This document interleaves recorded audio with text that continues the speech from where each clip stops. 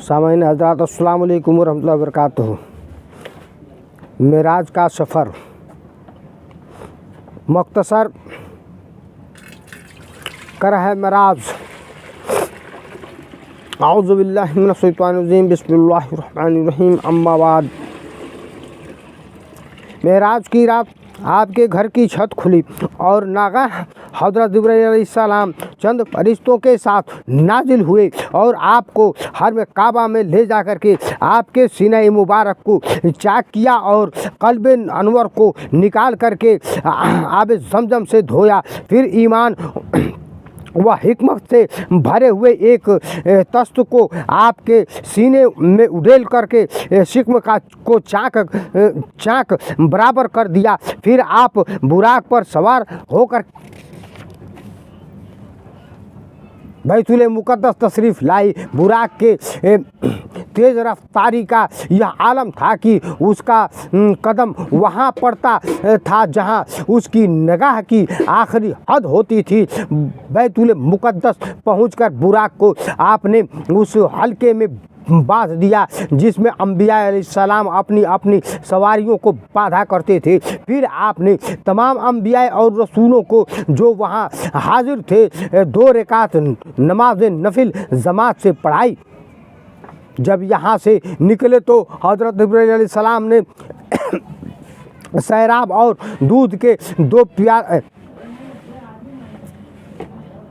शराब और दूध के 2 प्याले आपके सामने पेश किए। आपने दूध का प्याला उठा लिया। यह देख करके हज़रत जिब्राइल अलैहिस्सलाम ने कहा कि आपने फितरत को पसंद फरमाया। अगर आप शराब का प्याला उठा लेते तो आपकी उम्मत गुमराह हो जाती। फिर हज़रत जिब्राइल अलैहिस्सलाम आपको साथ लेकर के आसमान पर चढ़े। पहले आसमान पर हज़रत आदम अलैहिस्सलाम से, दूसरे आसमान पर हज़रत यहया अलैहिस्सलाम व ईसा अलैहिस्सलाम से, जो दोनों खालिजाद भाई थे, मुलाकातें हुई और कुछ गुफ्तगू हुई। तीसरे आसमान पर हज़रत यूसुफ अलैहिस्सलाम, चौथे आसमान पर हज़रत इदरीस अलैहिस्सलाम और 5वें आसमान पर हज़रत हारून अलैहिस्सलाम और 6ठे आसमान में हज़रत मूसा अलैहिस्सलाम मिले और 7वें आसमान में पहुँचे तो वहाँ हज़रत इब्राहीम अलैहिस्सलाम से मुलाकात हुई।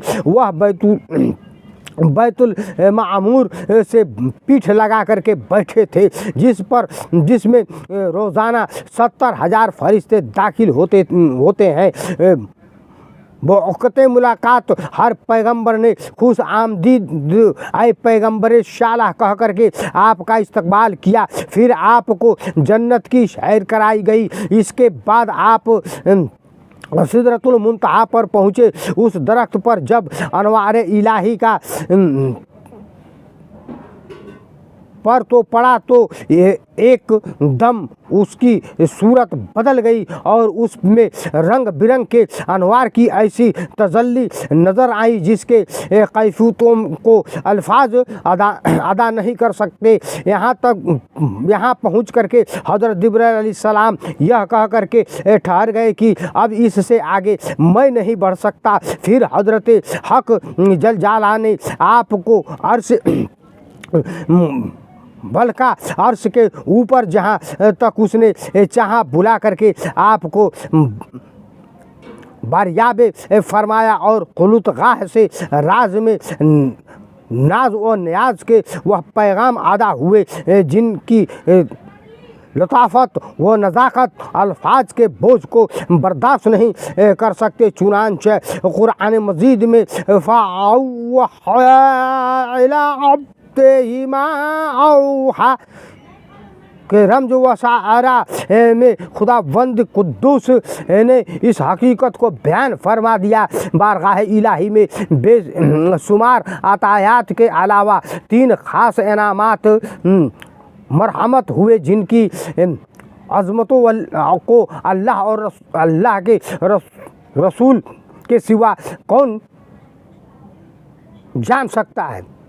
सूरह बकरा की आखिरी आयतें यह खुशखबरी की आपकी उम्मत का हर वह शख्स जिसने शिरक न किया वह बख्श दिया जाएगा। उम्मत पर 50 वक्त की नमाज। जब आप इन खुदा बंदी अताअत को लेकर के वापस आए तो हज़रत मूसा अलैहिस्सलाम आपसे अर्ज किया कि आपकी उम्मत से इस 50 नमाज का भार न उठ सकेगा, लिहाजा आप वापस जाएं और अल्लाह ताला से तखफीफ की दरख्वास्त कीजिए। चुनांचा हज़रत मूसा अलैहिस्सलाम की मशवरे से चंद बार आप बारगाह इलाही में आते जाते रहे और गर्ज पर दाज होते रहे, यहाँ तक कि सिर्फ 5 वक्त की नमाजें रह गई और अल्लाह ताला ने अपने हबीब सल्लल्लाहु अलैहि वसल्लम से फरमाया कि मेरा कौल बदल नहीं सकता। ऐ महबूब, आपकी उम्मत के लिए यह 5 नमाजें भी 50 हो गई, नमाजें तो 5 हो गई, मगर मैं आपकी उम्मत को इन 5 नमाजों पर 50 नमाज का अज़्र और सवाब अता करूँगा। फिर आप आलम मलकुत की अच्छी तरह सैर फरमा करके और आप इलाही का मुआयना व मुशाहिदा फरमा करके आसमान से ज़मीन पर तशरीफ़ लाए और बैतुल मुक़द्दस में दाखिल हुए और बुराक पर सवार होकर के मक्का मुकरमा के लिए रवाना हुए। रास्ते में आपने बैतुल मुक़द्दस से मक्का तक तमाम मंजिलों और कुरैश के काफ़िलों को भी देखा। इन तमाम मरहले के तय होने के बाद आप मस्जिद हराम में पहुंच करके, चूँकि अभी रात का काफ़ी हिस्सा बाकी था, सो गए और सुबह को बेदार हुए। और जब रात के औकात का आपने कुरैश के सामने तज़किरा फरमाया तो रुसवाई कुरैश को सख्त तअज्जुब हुआ, यहाँ तक कि बाज को रबाअतन ने आपको झूठा कहा और बाज ने मुख्तलिफ सवालात किए। चूँकि अक्सर रुसवाई कुरैश ने बार बार बैतुल मुक़द्दस को देखा था और वह यह भी जानते थे कि हुजूर सल्लल्लाहु अलैहि वसल्लम कभी भी बैतुल मुक़द्दस नहीं गए हैं, इसलिए इम्तिहान के तौर पर उन लोगों ने आपसे बैतुल मुक़द्दस के दरो दीवार और उसकी महराबों वगैरह के बारे में सवालों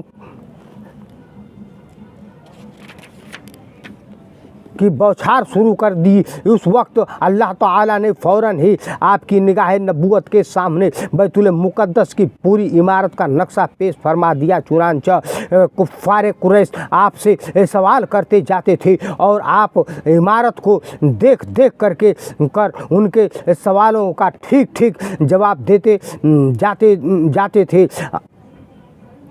सरफराज सवारियाँ इमाम आलम ने अपनी तफसीर में तहरीर फरमाया है कि मेराज में हुजूर सल्लल्लाहु अलैहि वसल्लम ने 5 किस्म की सवारियों में सफ़र फरमाया। मक्का से बैतुल मुक़द्दस तक बुराक पर, बैतुल मुक़द्दस से आसमान अव्वल तक नूर की सीढ़ियों पर, आसमान अव्वल से 7वें आसमान पर फरिश्तों के बाजुओं पर, 7वें आसमान से सिदरतुल मुंतहा तक हज़रत जिब्राइल अलैहिस्सलाम के बाजुओं पर, सिदरतुल मुंतहा से मकाम काबा कौसैन तक पर और बैतुल मुक़द्दस से मकाम काबा कौसैन तक पहुँचने में आपने 10 मंजिलों में क़याम फरमाया और हर मंजिल पर कुछ गुफ्तगू हुई और बहुत सी खुदाबंदी निशानियों को मुलाहजा फरमाया। पहला आसमान अव्वल, दूसरा आसमान और तीसरा आसमान, चौथा आसमान, 5वां आसमान, 6वां आसमान, 7वां आसमान, सूरतुल मुंतहा, मकाम मुस्तवैया जहाँ आपने कल में कुदरत के चलने की आवाज़ें सुनी। अर्श आज़म हज़रत अनस बिन मलिक रज़ी अल्लाह ताला अन्हु का बयान है कि अरब में नहायत ही सख्त किस्म का कहत पड़ा हुआ था। उस वक्त जब कि आप खुतबा के लिए मिंबर पर चढ़े तो एक आरबी ने खड़े होकर के फरमा दी कि रसूल सल्लल्लाहु अलैहि वसल्लम बारिश न होने के से जानवर हलाक और बाल बच्चे भूख से तबाह हो रहे हैं, लिहाजा आप दुआ फरमा दीजिए। उस वक्त आसमान में कहीं बदली का नाम और निशान न था, मगर जो ही रसूल खुदा सल्लल्लाहु अलैहि वसल्लम ने अपना दस्ते मुबारक उठाया, हर तरफ से पहाड़ों की तरफ बादल आकर के छा गए और अभी आप मेंबर पर से उतरे भी न थे कि बारिश की कतराते आपकी नूरानी दाढ़ी पर टपकने लगे और 8 दिन तक मुसलसल मूसलाधार बारिश होती रही। यहाँ तक कि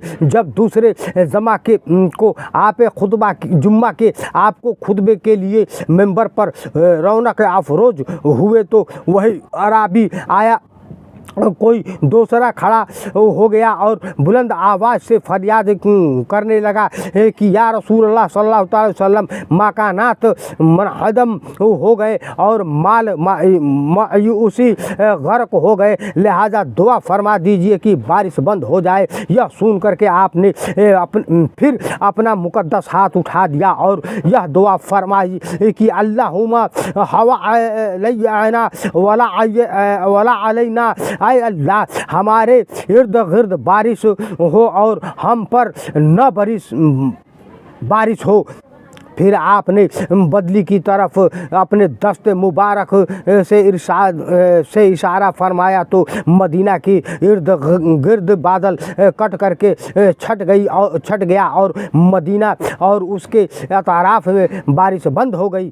चुनांचा आसमानी मौजूदात जो मज़कूर हुए इस बात की दलील है कि हुजूर सल्लल्लाहु अलैहि वसल्लम खुदा की अता की हुई ताकत से आसमानी कायनात में भी तसर्रुफ़ात फरमाते हैं और आपकी खुदा दाद ने सल्तनत की हुक्मरानी ज़मीन ही तक महदूद नहीं बल्कि आसमान मखलूक़ात में भी आपकी हुकूमत का सिक्का चलता है। चुनांचा तर्जमी शरीफ की हदीस है कि रसूल सल्लल्लाहु अलैहि वसल्लम ने इरशाद फरमाया कि हर नबी के लिए दो ज़ेरे आसमान दिलों में से और 2 ज़ेरे ज़मीन में वालों में से हुआ करते हैं और मेरे दोनों चुनांचा तर्जमी शरीफ की हदीस है कि रसूल अकरम सल्लल्लाहु अलैहि वसल्लम ने इरशाद फरमाया कि हर नबी के लिए वज़ीर आसमान वालों में से और ज़मीन और 2 ज़मीन वालों में से हुआ करते हैं और मेरे दोनों आसमान और वज़ीर जिब्राइल और मिकाईल हैं और मेरे ज़मीन के दोनों वज़ीर अबू बकर और उमर हैं। जाहिर है कि किसी बादशाह के वज़ीर उसकी सल्तनत की हुदूद ही में रहा करते हैं। अगर आसमानों में हुजूर सल्लल्लाहु अलैहि वसल्लम की सल्तनत खुदा दाना होती तो हज़रत जिब्राइल और मिकाईल अलैहिस्सलाम आपके 2 वज़ीरों की हैसियत से भला आसमानों में किस तरह से मुक़ीम रहे। लिहाजा साबित हुआ कि शहंशाह मदीना सल्लल्लाहु अलैहि वसल्लम की बादशाही बेअताए ही इलाही ज़मीन और आसमान की तमाम मखलूक़ात पर है। साहिब रुज़अत शम्स व सुक्कल करम, साहिब रुज़अत शम्स व सुक्कल करम, नाइब दस्त कुदरत पे लाखों सलाम, नाइब दस्त कुदरत पे लाखों सलाम। अर्श ताफ़र्श है जिसके जेरे नगी, अर्श ताफ़र्श है जिसके जेरे नगी, उसके काहिर रिसालत पे लाखों सलाम, उसके काहिर रिसालत पे लाखों सलाम। अस्सलाम वालेकुम वरहमतुल्लाहि वबरकातुहू। बिरादरान इस्लाम, इस बयान को ज़्यादा से ज़्यादा फैलाने की कोशिश करें, शेयर करें, सब्सक्राइब करें, लाइव करें। तबीयत ख़राब चल रही है, शाबान का महीना भी है। मिलते हैं एक नई बयान के साथ। अस्सलाम वालेकुम वरहमतुल्लाहि वबरकातुहू।